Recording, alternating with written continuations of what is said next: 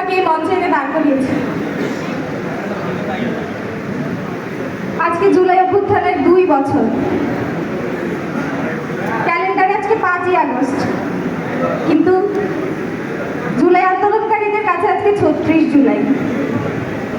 আজকের দিনটা না যতটা আনন্দের, তার সাথে ততটাই গ্লানি, ততটাই কষ্টের। কারণ এই আন্দোলনের মধ্যে আমরা যাদেরকে হারিয়েছি, যারা পৃথিবী থেকে চলে গেছে, তাদের যাওয়ার কথা ছিল না তো তাড়াতাড়ি। তারা দেশের জন্য নিজের জীবনকে উৎসর্গ করেছে। এমন অনেক আছেন, অনেক অনেক সহযোদ্ধা আছেন আমরা, যারা কিনা এখনো হাসপাতালে কাটাচ্ছেন, মৃত্যুর সঙ্গে পাঞ্জা লড়ছেন। এখনো অনেক সহযোদ্ধাদের মৃত্যুর খবর আসে প্রতিনিয়ত। আসলে আমরা যে বেঁচে আছি, আজকে এখানে দাঁড়িয়ে আছি, এটা আসলে ওই সময় দাঁড়িয়ে কল্পনার অতীত ছিল যে আমরা বাঁচবো কিনা। আসলে এই আন্দোলনটা শুরু হয়েছিল 1 জুলাই। তখন কিন্তু গণ আন্দোলন ছিল না, কোটা সংস্কার বিরোধী আন্দোলন ছিল। আসলে বলে না যে স্বজাতির মৃত্যুতে তার যে সহযাত্রীরা থাকে তারা বসে থাকতে পারে না। আমাদের আন্দোলন যখন অন্যান্য জায়গাতে খুব বড় রূপ ধারণ করে, তার ধারাবাহিকতায় চাঁদপুরও আন্দোলন শুরু হয় 14ই জুলাই। আমাদের ডিসি অফিসে স্মারক দেওয়ার মাধ্যমে আন্দোলনের সূচনা হয়, কিন্তু আনুষ্ঠানিকভাবে আমাদের চাঁদপুরে যদি ধরা যায় তাহলে 16ই জুলাই থেকে।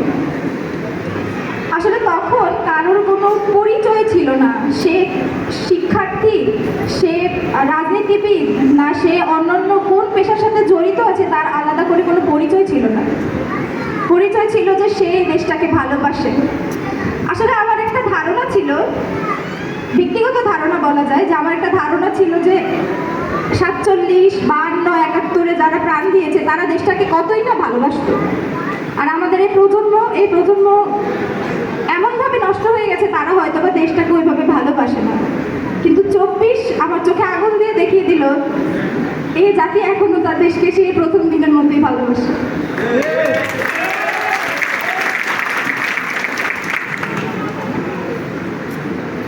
অনেক শব্দ গুছিয়ে এনেছিলাম বলার জন্য, আসলে আমি বলতে পারবো না, আমার বলার মতো ভাষা নেই, স্পর্ধাও নেই। আমার সামনের সারিতে যে মানুষগুলো বসে আছেন, তারা তাদের সন্তানকে, তাদের স্বামীকে, তাদের পরিবারের হয়তো একমাত্র উপার্জনক্ষম ব্যক্তিকে হারিয়েছেন। তাদের সামনে কথা বলার মতো ধৃষ্টতা আমার নেই, তাদেরকে সান্ত্বনা দেওয়ার মতো ভাষাও আমার নেই। আমি ধন্যবাদ জানাবো যারা আজকের দিনটার আয়োজন করেছেন তাদেরকে, যারা আজকে সবাইকে একত্রিত করেছেন তাদেরকে।